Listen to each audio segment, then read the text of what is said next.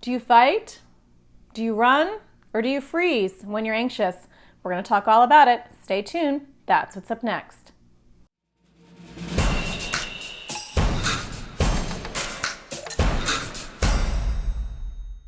Hi, my name is Natasha Daniels. I'm a therapist and I make videos for people with anxiety or OCD.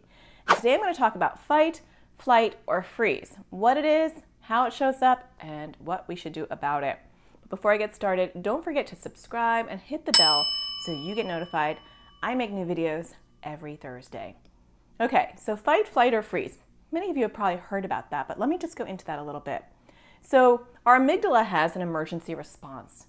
And it's not very complicated. It's actually a little too simplistic. And so we have emergency bells that go on when we feel like we are in danger. And it sets off a whole bunch of things in our body physiologically. And so we might get shaky, our heart might race, we might feel clammy, we might feel dizzy, our legs might wiggle, we might feel nauseous, we might get a headache, all sorts of things. And it's because, there's cortisol and adrenaline pumping through our body to help us. So it doesn't feel good, but it is there to serve kind of a rudimentary purpose, a purpose that goes back to a long, long time ago when we needed to be able to escape really dangerous situations. And if you look at animals today, you can see that animals respond in a similar way. Some of them will show up and they will fight. They feel that they're cornered, they'll show their teeth, or they'll get ready to attack. And sometimes, if they can, they will run. They'll get out of there. They'll escape the predator. And sometimes there's animals that will just stay really still, right? When I'm walking in the desert, I'll see the desert bunnies as I'm walking, and they'll just stand really still. And they're like, if she doesn't see me, I'm not going to move, right? And so sometimes there's this paralysis, that has been a survival mechanism. But we're not animals. And a lot of times we're not being chased by anything really big and scary, right? But we still have that response because our emergency response system is pretty basic. It's an on or off switch. And once it gets hit on, it takes a while to turn it back off. And so you want to tune in to how do you respond when all those chemicals are starting to pump through your body. And a lot of times that switch might be turned on because you have to, speak in school. You have to do a presentation, or maybe you have to go to school, or maybe you touch something that triggered your OCD, right? And now all of a sudden you're like in fight or flight mode or freeze mode. And we'll talk a little bit about the difference and how they show up in humans.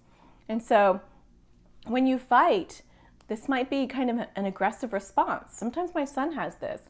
When he is triggered and his OCD or anxiety is triggered, and someone is singing a song that he's worried is going to get stuck in his head, he may not even think about his actions. He might push and say, "Stop singing!" And he gets aggressive before he's even aware that he is having that response. With flight, you just want to escape.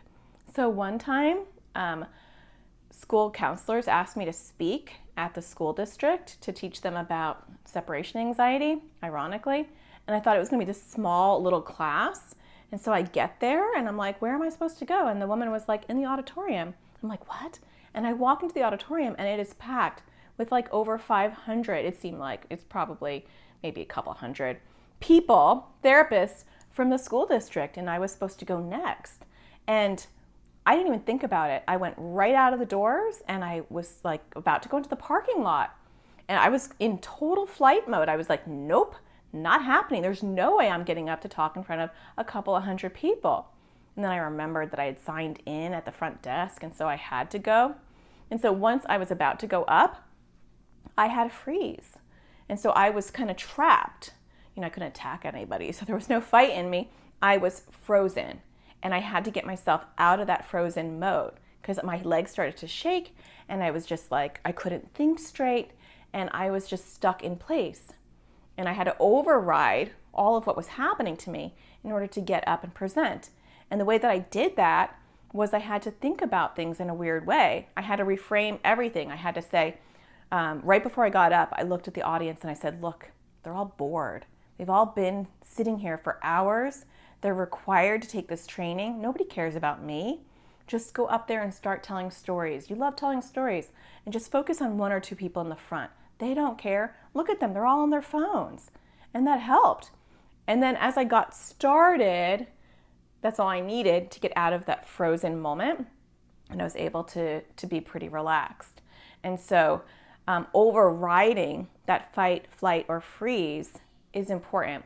And the first part of that is becoming aware of how you're responding, because you might typically fight, but sometimes you might freeze. It's not one or the other, because there's 3 of them. You might have a preference, right? A lot of us like to avoid, and so that's flight. My daughter likes to flight. She likes to flight. She likes to avoid. And so anytime her OCD is triggered and she starts to feel panicky, she wants to get out of that situation. Maybe you can relate to that. I feel that way too. The minute I start to feel panicky, the first thing I want to do is I want to beat it.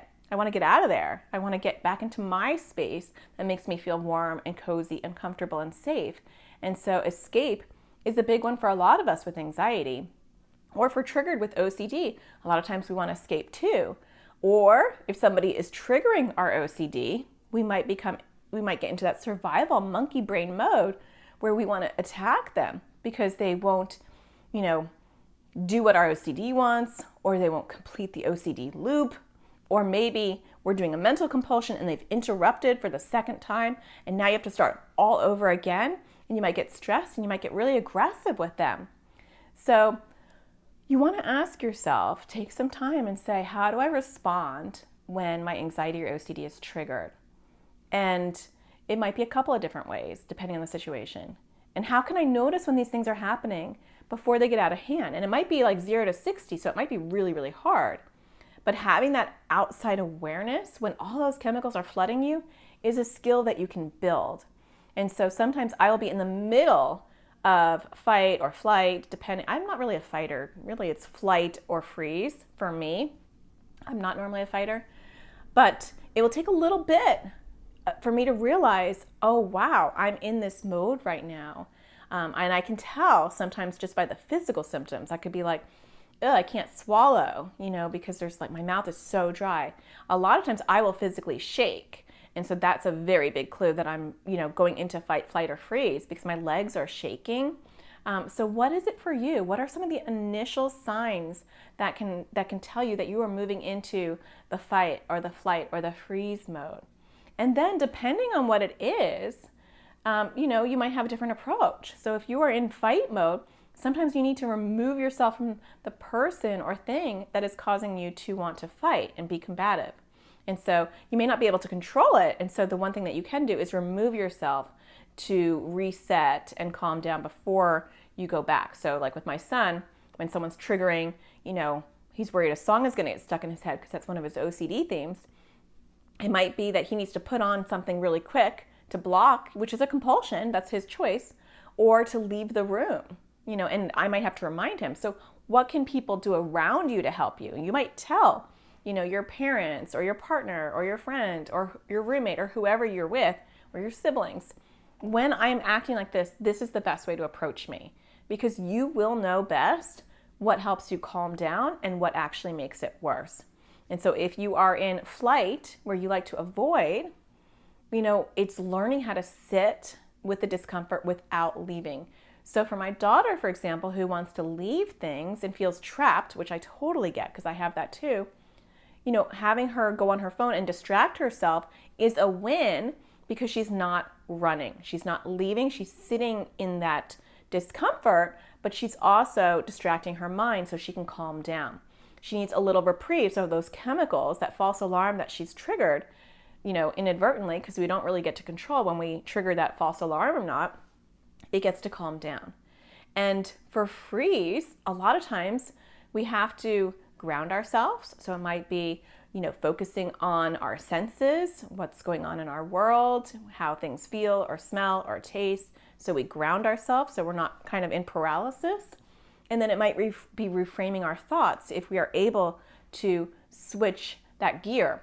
Like when I was freezing, not literally, but sometimes I actually do get cold when I'm feeling anxious. But when I was in a frozen mode right before I was about to present and people could still see me, I was like partly on stage, I had to reframe my thoughts really quick. And so once I was able to do that, it's like I hard shifted out of the freeze mode and I was able to then get on stage and start to feel calmer. And I had to say to myself, no one cares anyway, so it doesn't matter. And then once I really accepted that, which is a miracle I did, I was able to move on out of the freeze mode.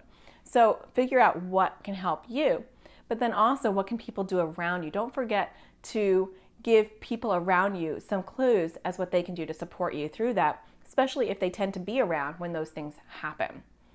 All right, well, I hope that you found this helpful, and I hope that you find the sparkle in everything you do. I'll be back next Thursday, so don't forget to subscribe. Take care. Bye.